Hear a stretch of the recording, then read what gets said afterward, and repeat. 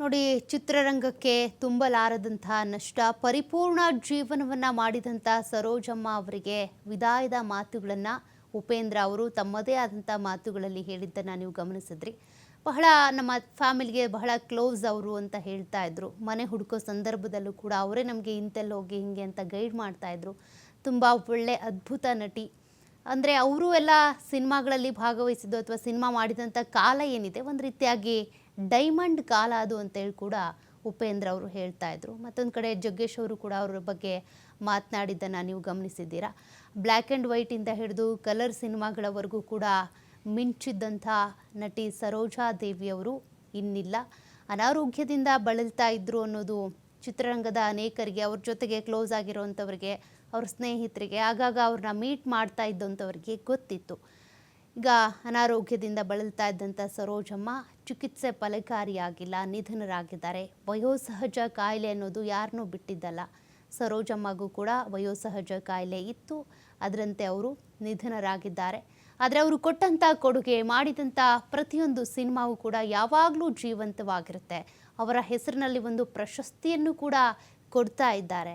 ಆ ಪ್ರಶಸ್ತಿಯನ್ನು ಈಗಾಗಲೇ ಅನೇಕರು ಕೂಡ ಗಿಟ್ಟಿಸ್ಕೊಂಡಿದ್ದಾರೆ.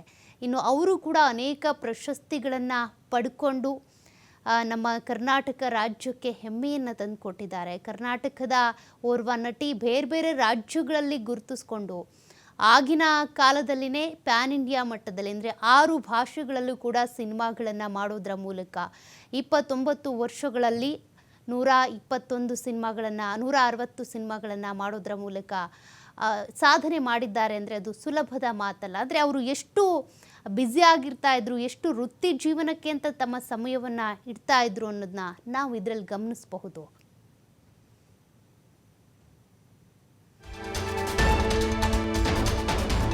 ಹಿರಿಯ ನಟಿ ಅಭಿನಯ ಸರಸ್ವತಿ ಸರೋಜಾ ದೇವಿ ಅವರು ಇನ್ನಿಲ್ಲ. ಬೆಂಗಳೂರಿನ ಮಲ್ಲೇಶ್ವರಂನಲ್ಲಿ ನಿವಾಸದಲ್ಲಿ ಅವರು ನಿಧನರಾಗಿರೋದು. ಅಂತಿಮ ದರ್ಶನಕ್ಕೆ ನಿವಾಸದ ಬಳಿಯ ಸಿದ್ಧತೆ ಮಾಡಿಕೊಂಡಿದ್ದಾರೆ. ಮನೆ ಮುಂಭಾಗದಲ್ಲಿ ಬ್ಯಾರಿಕೇಡ್ ಅಳವಡಿಕೆ ಮಾಡಲಾಗಿದೆ. ಆಸ್ಪತ್ರೆಗೆ ಹೋಗುವ ಮುನ್ನವೇ ನಟಿ ಕೊನೆಯುಸಿರೆಳೆದಿದ್ದಾರೆ. ಅಂತಿಮ ದರ್ಶನಕ್ಕೆ ಅಂತ ಸಿಎಂ ಆಗಮಿಸುವ ಸಾಧ್ಯತೆ ಕೂಡ ಇದೆ. ಅಂತಿಮ ದರ್ಶನ ಪಡ್ಕೊಂಡು ಗೌರವಿಸುವಂತ ಸಾಧ್ಯತೆ ಇದೆ.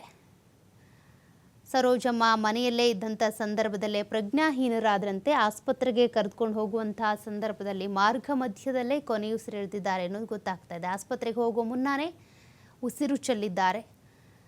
ಇನ್ನು ಸರೋಜಾ ದೇವಿಯವರ ಅಂತಿಮ ದರ್ಶನಕ್ಕೆ ಅಂತ ಅನೇಕ ನಟ ನಟಿಯರು, ಗಣ್ಯರು, ರಾಜಕಾರಣಿಗಳು ಸೇರಿದಂತೆ ಬರ್ತಾರೆ. ಇವತ್ತು ಸಿಎಂ ಸಿದ್ದರಾಮಯ್ಯನವರು ಕೂಡ ಹೋಗಿ ಸರೋಜಾ ದೇವಿಯವರ ಅಂತಿಮ ದರ್ಶನ ಪಡ್ಕೊಳ್ಳುವಂಥ ಸಾಧ್ಯತೆ ಇದೆ. ಅವರ ಮನೆಯ ಮುಂಭಾಗದಲ್ಲಿ ಬ್ಯಾರಿಕೇಡ್ ಅಳವಡಿಕೆ